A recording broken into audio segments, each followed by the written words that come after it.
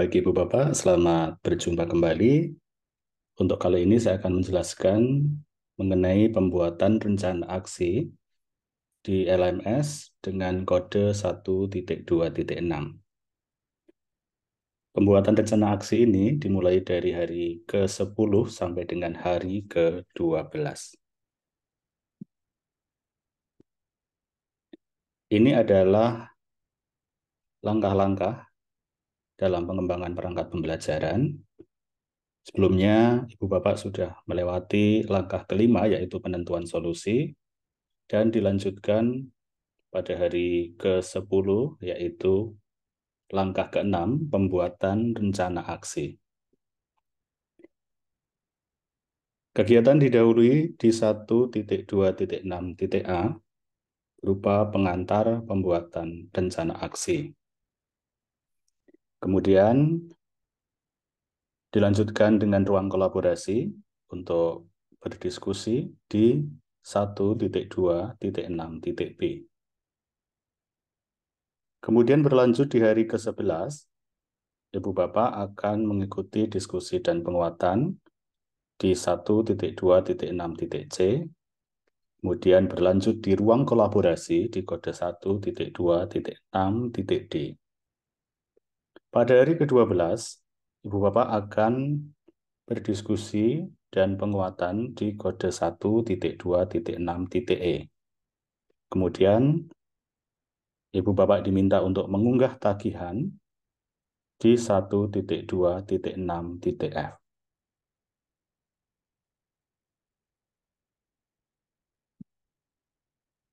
Berikut adalah rubrik penilaian di LMS. Rubrik penilaian di LMS terdiri dari rubrik untuk menilai LK2.3 perangkat pembelajaran.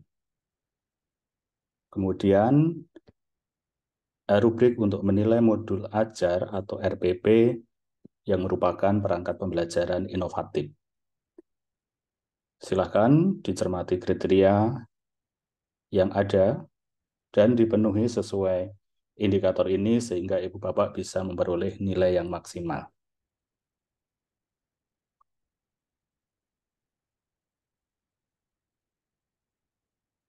Sesuai dengan rubrik dan tagihan upload di LMS yang harus Ibu Bapak upload di kode 1.2.6.f, maka format ada di LMS kode 1.2.a.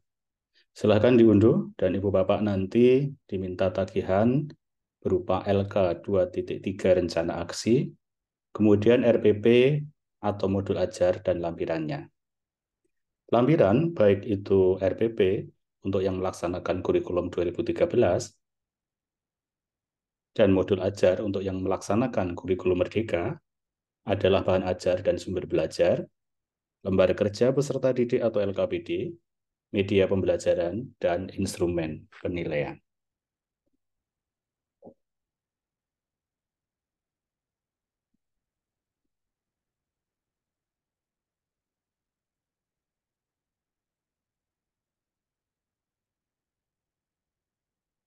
Ini adalah LK 2.3 rencana aksi.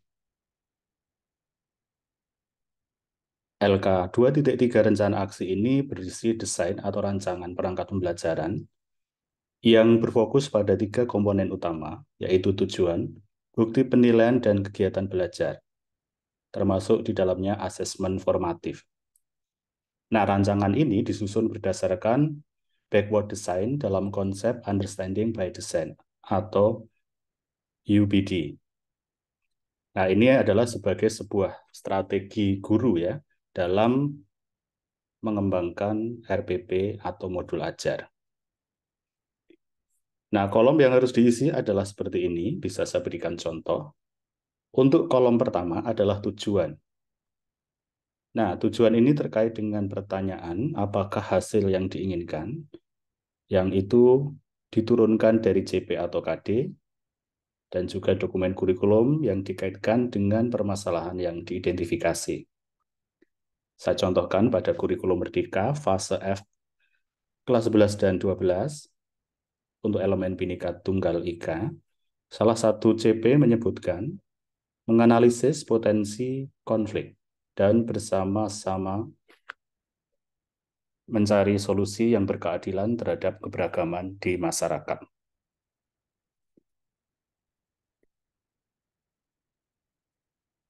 Pada CP ini dapat kita petakan kompetensinya, yaitu menganalisis. Kita harus paham betul mengenai makna dari menganalisis, yaitu memecah-mecah materi jadi bagian-bagian penyusunnya dan menentukan hubungan-hubungan antar bagian itu dan hubungan antara bagian-bagian tersebut dan keseluruhan struktur atau tujuan. Tentu saja disesuaikan dengan konten atau materi atau objek pengetahuan yang ada pada CP ini, yaitu potensi konflik. Selain itu, perlu diperhatikan variasi yang ada. Variasi yang ada adalah bersama-sama mencari solusi yang berkeadilan terhadap keberagaman di masyarakat. Misalkan masalah yang diidentifikasi adalah kemampuan berpikir tinggi siswa yang rendah, tentu saja harus disertai data dan fakta, misalnya hasil tes. Nah, ini seperti prinsip Classroom Action Research, yang di situ ada masalah, kemudian ada tindakan. Nah, untuk masalahnya, misalnya peningkatan, misalnya adalah kemampuan berpikir tingkat tinggi siswa yang masih rendah pada CP tersebut. Kemudian tindakannya adalah melalui penggunaan model pembelajaran, ya, bisa PBL atau PJBL, terintegrasi misalnya media, bisa medianya disesuaikan sesuai dengan kategori permasalahan kemarin yang diidentifikasi. Pada kolom kedua adalah bukti penilaian. Di situ dijelaskan apakah bukti penilaian yang harus ada untuk membuktikan bahwa siswa telah mencapai atau menuju tujuan pembelajaran. Tentu saja karena kompetensinya adalah menganalisis di jenjang C4, itu berarti perlu penilaian pengetahuan HOT. Nah, sehingga perlu kisi-kisi, soal, kunci jawaban, pensekoran, dan jika uraian dilengkapi dengan rubrik. Nah, kemudian nanti ada hasil tes dan dianalisis, kemudian ditindaklanjuti, yang menunjukkan apakah dari penilaian ini tujuan tersebut sudah tercapai atau belum.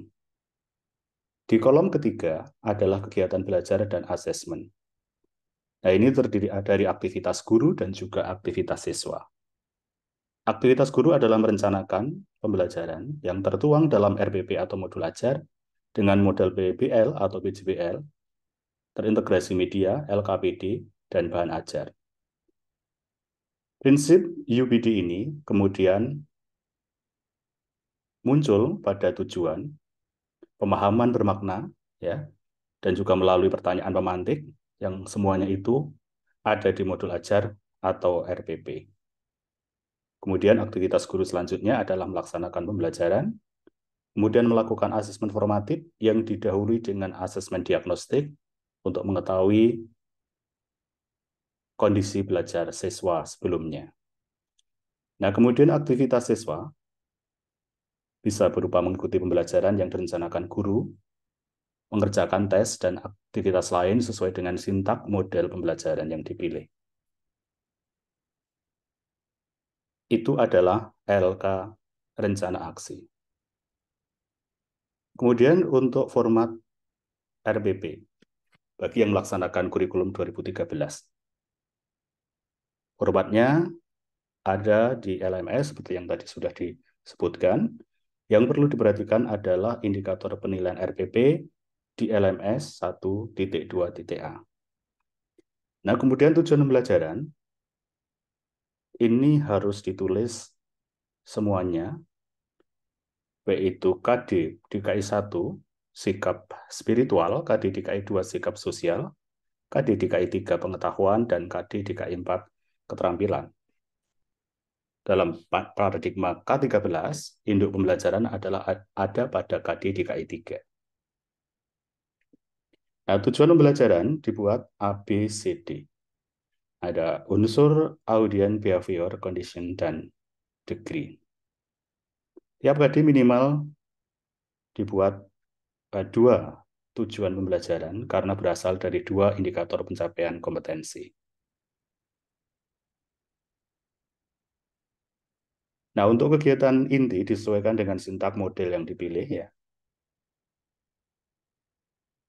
Kemudian untuk penilaiannya dijelaskan instrumen yang digunakan dan nanti dilengkapi dalam lampiran.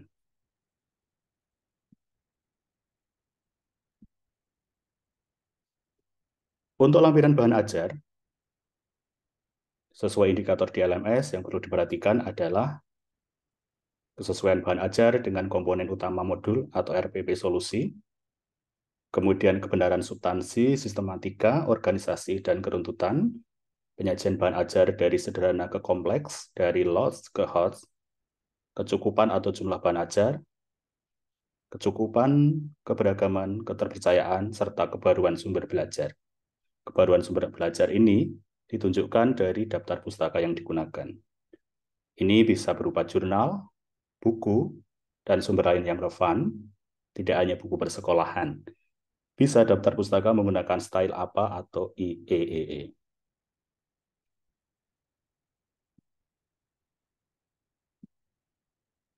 Lampiran berikutnya adalah lembar kerja per study day atau LKPD. Nah, dalam mengerjakan ini, silakan diperhatikan indikator penilaian di LMS. LKPD adalah kesesuaian LKPD dengan komponen utama modul atau RPP. Kerunutan kegiatan atau pertanyaan dalam LKPD yang menampakkan scaffolding atau memperhatikan potensi kognitif peserta didik yang beragam. Ini tentu saja sesuai dengan paradigma pembelajaran berdiferensiasi. Kemudian kesesuaian LKPD dengan karakteristik siswa tadi ya. Kesesuaian jumlah aktivitas dalam LKPD dengan alokasi waktu disajikan dalam bahasa yang efisien, jelas atau tidak ambigu, dan dengan tampilan yang menarik.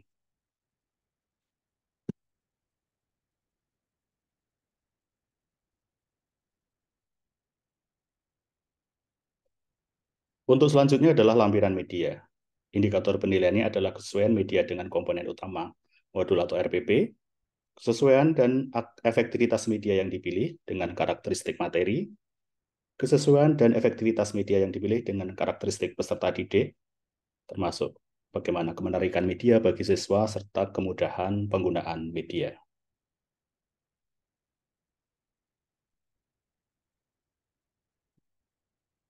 Lampiran berikutnya adalah instrumen penilaian. Instrumen penilaian harus sesuai bentuk penilaian formatif dengan apa yang akan dinilai atau tujuan pembelajaran. Kesesuaian bentuk penilaian sumatif dengan apa yang akan dinilai atau tujuan pembelajaran, terdapat kisi-kisi atau cetak biru ya. Kemudian rubrik, menggunakan bahasa yang efisien jelas, dan memiliki tingkat keterbacaan yang baik, tidak ambigu. Nah, ini nanti disesuaikan ya, yang ditulis apakah KD atau CP sesuai dengan kurikulum yang dilaksanakan oleh masing-masing sekolah.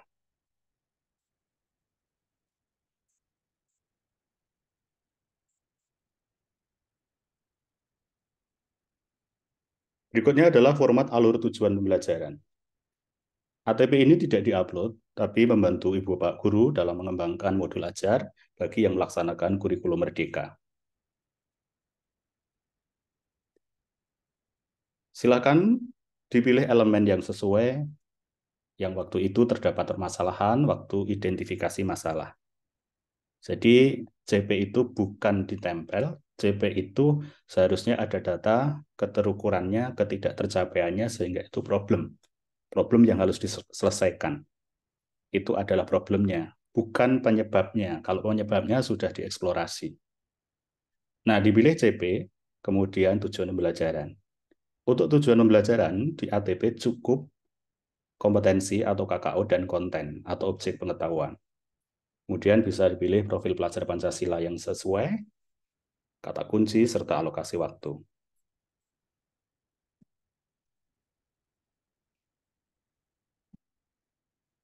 Nah, selanjutnya adalah format modul ajar.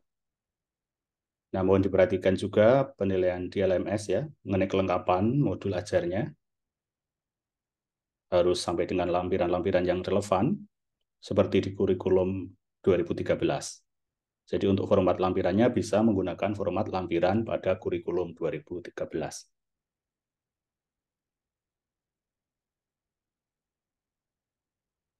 Kompetensi awal terkait dengan kompetensi yang dimiliki peserta didik sebelum mengikuti pembelajaran pada kompetensi yang akan diajarkan, atau menunjukkan tahapan kemampuan yang sudah dirancang pada alur tujuan pembelajaran sebelumnya. Profil pelajar Pancasila bisa dideskripsikan di sini, sarana dan prasarananya, target peserta didiknya seperti apa, jumlahnya berapa. Nah, model dijelaskan beserta sintaknya, PBL atau PJBL. Kemudian komponen inti terdiri dari tujuan pembelajaran. Untuk yang di ABCD, untuk yang di tujuan pembelajaran di modul ajar, silakan dibuat ABCD supaya lebih jelas, terukur ya, dan berorientasi pada penyelesaian masalah berdasarkan masalah yang diidentifikasi. Nah, kemudian pemahaman bermakna. Nah, ini bisa diperoleh ketika Ibu Bapak mengembangkan RPP dengan strategi UPD.